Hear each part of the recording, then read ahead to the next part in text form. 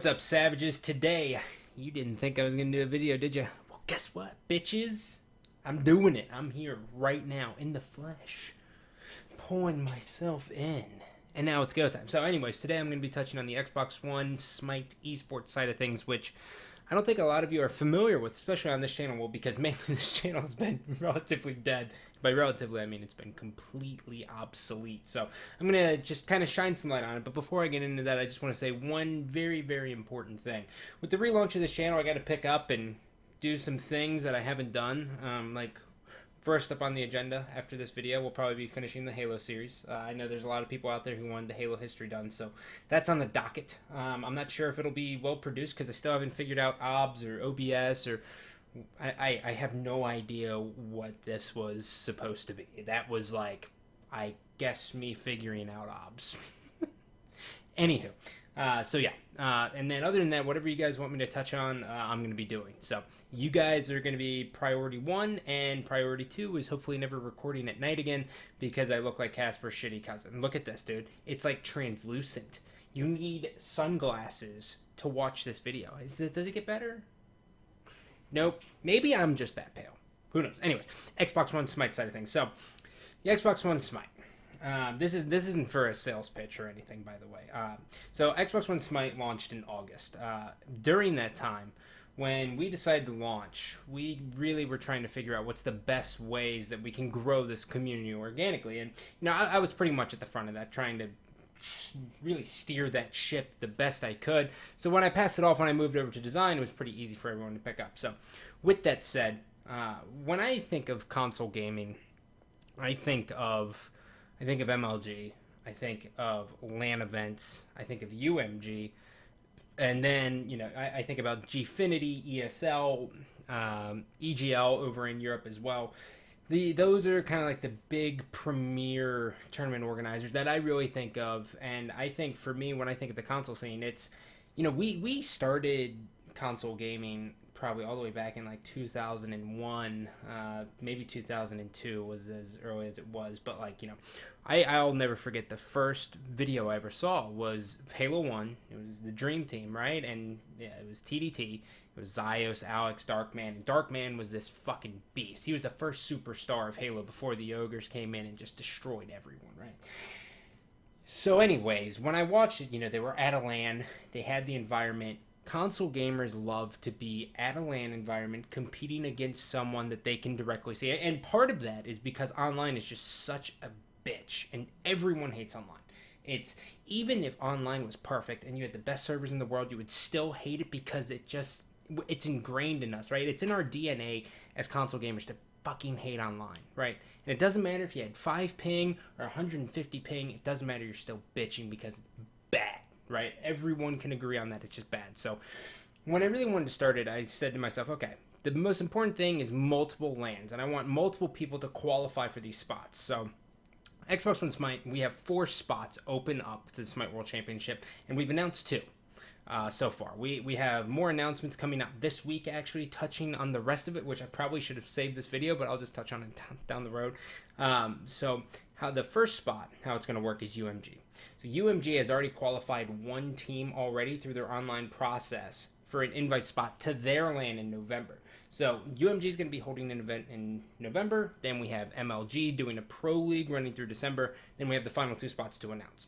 So already it's pretty cool. The big thing for me is that I was able to get them fit into the schedule at the Smite World Championship, which really wasn't so much me. It's really more APC from the eSports side of things at High Res, and he was just able to work his fucking Excel magic and figure out the best kind of time slots. And so we have stage presence. Every single match will be streamed, which will be big. And then from there, it'll just be casting the grand finals and crowning a winner. So there's $150,000 on the line. And then there's like $50,000 for MLG's Pro League, and then like $25,000 for New Orleans, and then I think it's like $10,000 for UMG, and then TBD. So it's pretty fucking nuts, dude. I'll tell you what. So I don't want to sit here and act like I'm like this Xbox Smite guru where I know all the teams, right? Like, it's not me, right? It's not yet. But there is 3 teams, if you guys are interested in the scene, that you actually should be watching. And those 3 teams, very, very simple, okay? And we're going to do a quick rundown. A lot of you guys, there's only one brand that you guys have probably heard of if you're from Call of Duty or Halo, and that's Epsilon. So Epsilon is a team. They've been very, very good. Prosper has been on this team for I think since the beginning of Smite on the Xbox One. As soon as Epsilon jumped over into the Xbox One Smite, I'm pretty sure Prosper was on there. Now, this could be a little bit skewed, but not 100% against it. At least against what I said. So if it's wrong, whatever. All I know is that Prosper has been there for a very long time, and he's done well. He's one of those guys who anytime I need something, if I need him to hop into a game so I can spectate it, he'll do it instantly. So he's a really good guy. The next 2, these are the big 2. These are 2 Smite-specific brands. Okay, these 2 brands originated in Smite, and they're still prominent in Smite to this day. So the first one we're going to touch on is Eager. So Eager is a PC team. They just took second at the LAN, but way back in the very dawn of the Smite days was actually Eager. They were under the name Dignitas.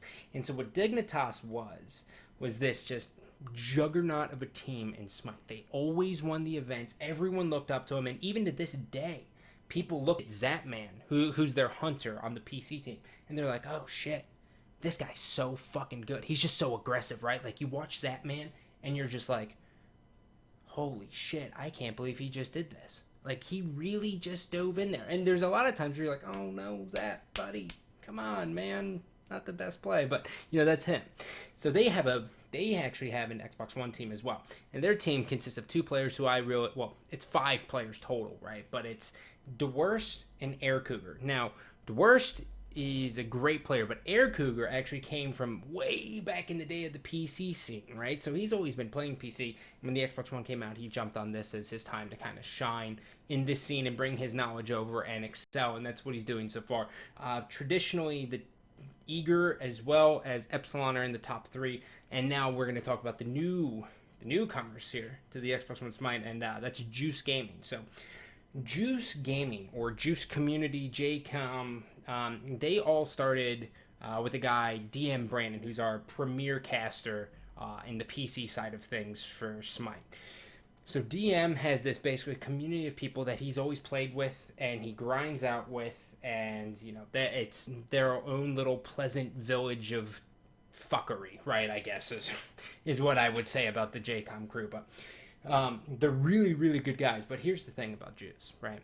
The thing about Juice is you either love these guys or you hate them. There's no in between.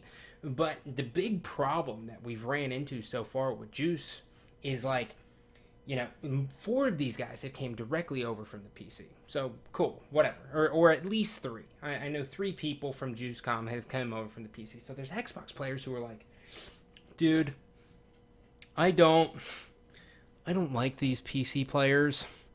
I can't believe we share the same game with them. They need to go back to their other game on the PC. And, I shit you not, man. I saw this on Twitter the other day, and I was just like, are these guys really complaining about more people coming into the game? Really? But on top of that, think about this, right?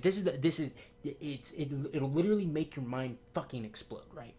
You have PC elitists, right? In theory, right? PC master race motherfuckers coming from a PC MOBA into playing on the console the same MOBA.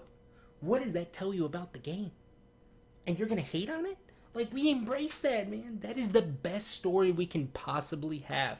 When we have people from the PC jump over to the Xbox and they're competing, that's beautiful. That is a thing of beauty.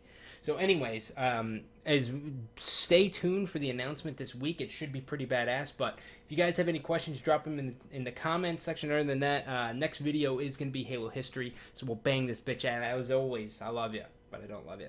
Take it easy. I don't know what. That. Never. Fuck it.